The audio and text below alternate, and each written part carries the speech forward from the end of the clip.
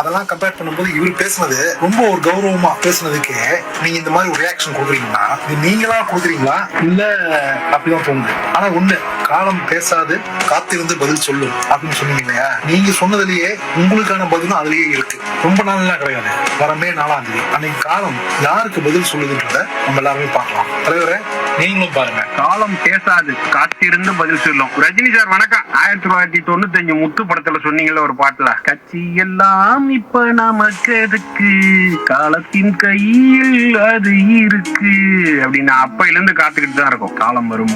இப்ப காலம் பதில் சொல்லும்னு சொல்லிருக்கீங்க. என்ன பிரச்சனை? ஆதவன் நான் சொன்னதுல என்ன தவறு இருக்குன்னு சொல்லுங்க. உங்களுக்கு மன வலிமை இல்லை என்பது ஊரறிஞ்ச ரகசியம். அவர் ஆதவன் வந்து மன்னிப்பே உங்கள்கிட்ட கேட்டிருக்க கூடாது. உங்களுக்கு மன வலிமை கிடையாது என்பது அனைவருக்கும் தெரியும். பாபா படப்பட்டியை தூக்குனதெல்லாம் மறந்துட்டீங்களா? 2002ல பிரச்சனைன்னு வந்தோன்னு நீங்க அரசியலுக்கே வரல, அதுதான் எல்லாருக்கும் தெரியுமே. இன்னைக்கு விஜய் சார் நினைச்சிருந்தாருன்னா அவர் பாட்டு ஜனநாயகன் படத்தை ரிலீஸ் பண்ணிருக்கலாம். அரசியலுக்கு வரலன்னா ஜனநாயகன் படம் ரிலீஸ் ஆயிருக்கும். அவர் மனைவிக்கு ஏற்பட்ட கருத்து வேறுபாடு, விவகாரத்து பிரச்சனை நடந்துட்டு இருக்கு. அது எல்லாத்தையுமே அரசியல்ல கொண்டு வந்து போட்டு குழப்பிட்டு நிக்கிறீங்க. இன்னைக்கு இவ்வளவு தூரம் பேசுறீங்களே, ஒரு சக நடிகரா ஜனநாயகன் படத்தை ரிலீஸ் பண்றதுக்கு ஏன் தடை விதிக்கிறீங்கன்னு ஒரு குரல் கொடுத்தீங்களா? நீங்க ஆதவண்ணா, நீங்க வந்து மன்னிப்பு கேட்டது மாபெரும் தவறு. ரஜி சார் வணக்கம்.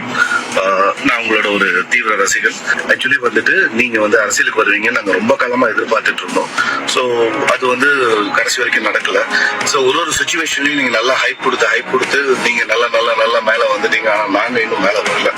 ஸோ நாங்கெல்லாம் மேல வரணும் அப்படின்னும் போது எங்களுக்கு ஆட்சியில ஒரு மாற்றம் தேவைப்படுது. ஸோ இது வரைக்கும் இருந்தவங்க எதுவுமே பண்ணல, அவங்க வந்து பண்ணவும் போறது கிடையாது. பிராக்டிகலி அவங்க வந்து ஃபர்ஸ்ட் 10,000 கோடி இருந்தவங்க 20,000 கோடி சம்பாதிச்சாங்க. இப்போ லட்சம் கோடியில பேசிட்டு இருக்காங்க. இவங்களெல்லாம் நம்பி நாங்க அடுத்த தலைமுறையை எப்படி கொண்டு போறதுன்னு எங்களுக்கு ஒன்றும் புரியல. ஸோ அதனால ஒரு சேஞ்ச் கொடுக்கணும் அப்படின்னா அது இப்ப இருக்க சூழ்நிலையில நம்ம விஜய் மட்டும் தான் எங்களால கொடுக்க முடியும் அப்படின்ற ஒரு நம்பிக்கை எங்களுக்கு இருக்கு. ஏன்னா நீங்க கடைசி வரைக்கும் வரல.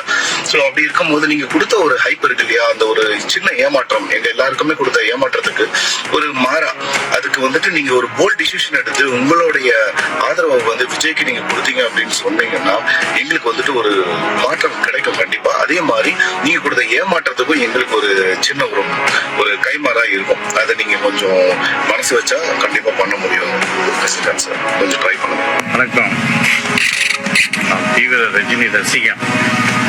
தர்மத்தின் தலைவன், தர்மதுரை, பாபா, எல்லா படமும், தளபதி, பாண்டியன் எல்லா படமும் ஃபர்ஸ்ட் காட்சி போய் பார்ப்பேன். அலாரம் வச்சு இருந்து போய் பார்ப்பேன். முன்னாடி நின்று போட்டல முத்தி மோதி போய் பார்ப்பேன். அப்படி ஒரு ரஜினி ரசிகன்.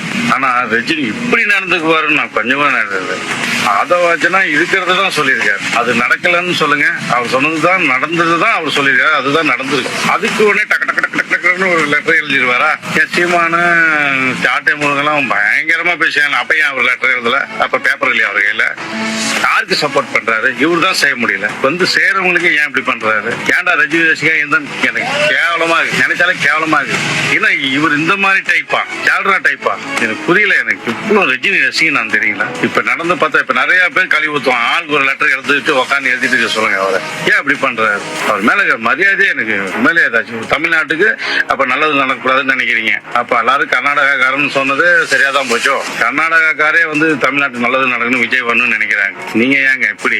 உண்மையிலே மனசு கஷ்டமா இருக்கு. சூப்பர் ஸ்டார் ரஜினியுடைய தீவிர பக்தன். எப்படியோ எந்த காலத்திலயும் நான் வந்து அவனுடைய எவ்வளவு காலமோ இன்னைக்கு வரைக்கும் போன படத்து வரைக்கும் முதல் ஷோ பார்த்துட்டு இருக்கிறவன் நானு. ஆனா நீங்க வந்து முழுக்க சன் டிவி படங்கள்ல நடிப்பீங்க, சன் பிக்சர் படங்கள்ல நடிப்பீங்க, இப்போ யாரு உதயநிதி படத்துல நடிப்பீங்க, இதெல்லாம் நடிப்பீங்க. அவங்க கூடயே தான்.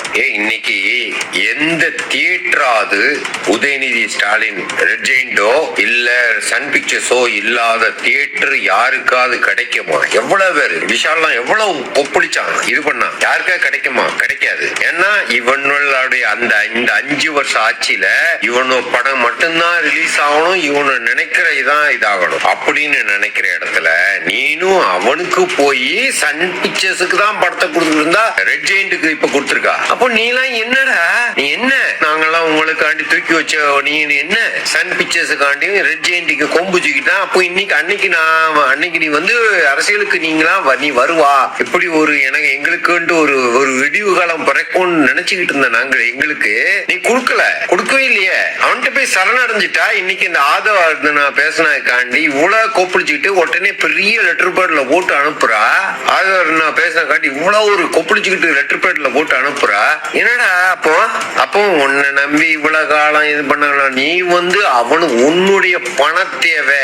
நீ நினைச்சால் நீ அந்த அந்தஸ்துல இருந்தா நான் இந்த மூவிஸ்களுக்கு எல்லாம் கொடுக்க மாட்டேன். சன் பிக்சர்ஸ் ரெட் ஜெயிண்ட் கொடுக்க மாட்டேன். நான் வந்து தனியா தான் இது பண்ணுவேன். நான் தனியா தியேட்டர் ரிலீஸ் பண்ணுவேன் அப்படின்னு சொன்னா எல்லா தியேட்டரும் உனக்கு கொடுத்துருக்கோம். அவ்வளவு லெவல்ல இருந்தும் உன்னால போராட தைரியம் இல்ல. அப்புறம் இன்னைக்கு வந்துகிட்டு என்னமோ அது அர்ச்சனாங்கிற ஒருத்தன் நீ குரல் கொடுக்க நீ வந்து கோவப்படுற பயந்தாங்குழி. சும்மா இன்னைக்கு வந்து வீரவசனம் பேசிக்கிட்டு வெளியே வந்து லெட்டர் பேட்ல பொருசா போடுறிய நீனு.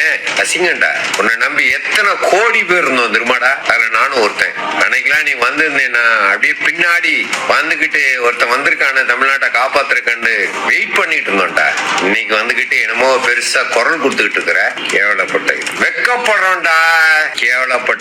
அடுத்த படத்துக்கும் நான் முதல் ஷோக்கு வரதான் செய்வேன். எனக்கு என்ன உன்னுடைய அந்த ஸ்டைலு இதுக்காண்டி வருவேன். ஆனா உன் கேரக்டர் ரியலி